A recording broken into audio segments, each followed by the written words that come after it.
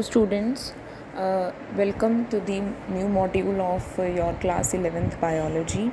Today we are going to start with the chapter plant kingdom, and let us discuss what we are going to study in this chapter. The chapter plant kingdom is divided into 6 topics, and we are going to cover all these 6 topics in this. We are going to discuss first of all about the algae, then bryophytes, then petridophytes, gymnosperms, angiosperms, and at the end we are going to discuss the plant life cycle and the alteration of generation. All these 6 topics are covering the complete plant kingdom.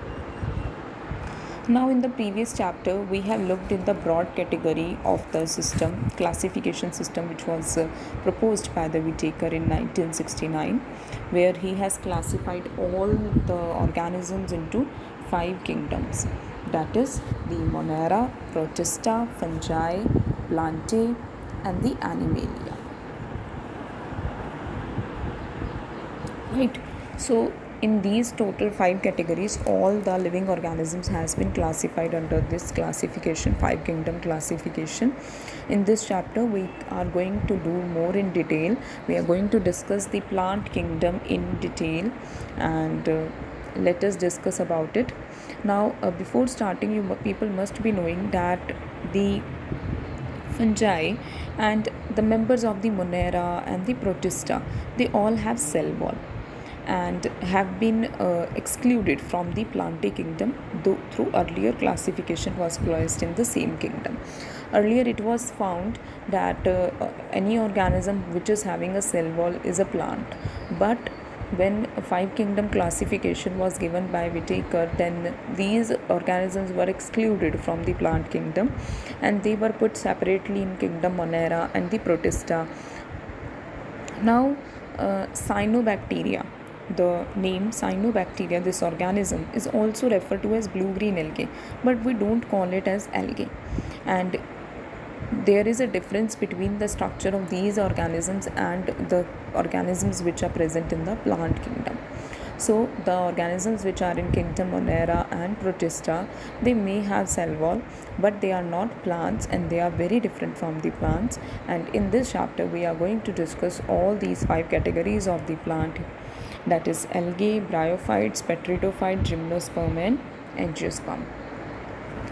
Now for the classification within the angiosperm, earlier, how the classification system has gone from earlier to the modern classification. Earlier, in the earliest system of the classification, only morphological characteristics like the habit, color, number and the shape of the leaves, all these were considered, and they were mainly classified on the basis of the vegetative characters or on the androecium character. Such system were artificial. They separated the closely related species since they were based on a few characteristics. Also, this artificial system gave equal weightage to vegetative and sexual characteristics. This is not acceptable since we know that the vegetative characteristics are more easily affected by the environment. So, in the artificial system, the organisms were generally classified on the basis of the morphological characteristics or on the basis of the andronium structure. But we know that the vegetative characteristics are more easily affected by the environment, so we can't consider this classification as appropriate. As against this, the natural classification system was developed, which was based on the natural affinity among the organisms, and this kind of the system consider not only the external feature but also the internal features. Means in this natural system of classification, both external and the internal features were found to be given equal importance, like the ultrastructure, the anatomy, the embryology, the photochemistry. Such a classification for flowering plants was developed by George Bentham and Joseph Dalton Hooker.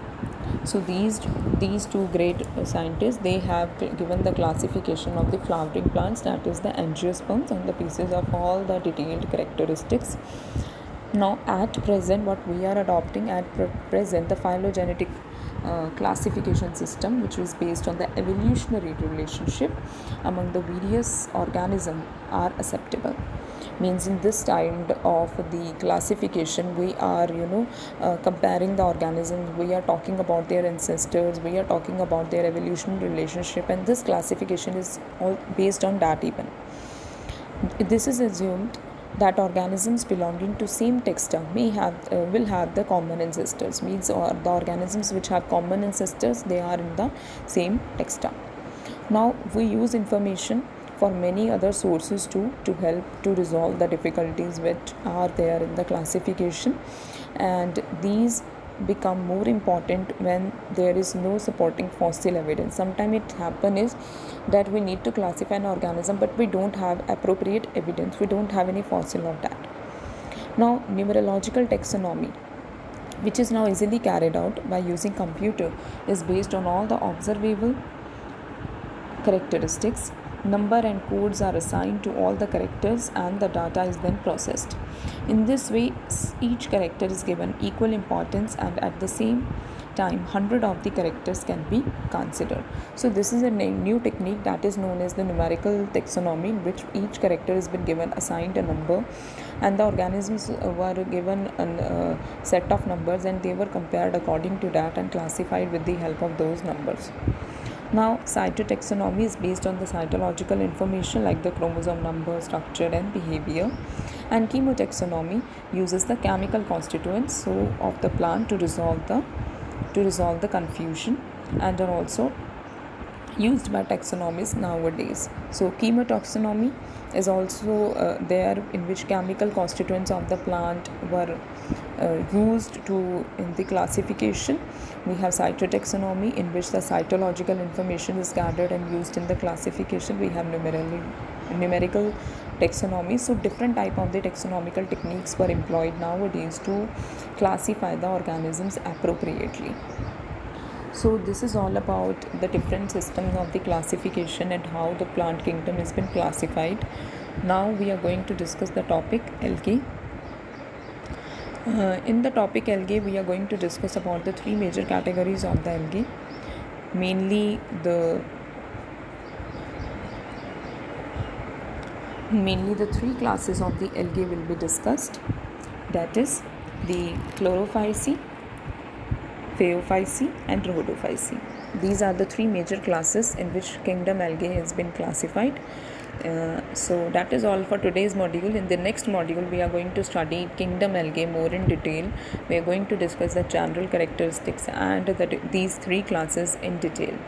So I hope you people have understood about the topic, and you have understood what we are going to study in this chapter, and what all details are there in the classification. Thank you.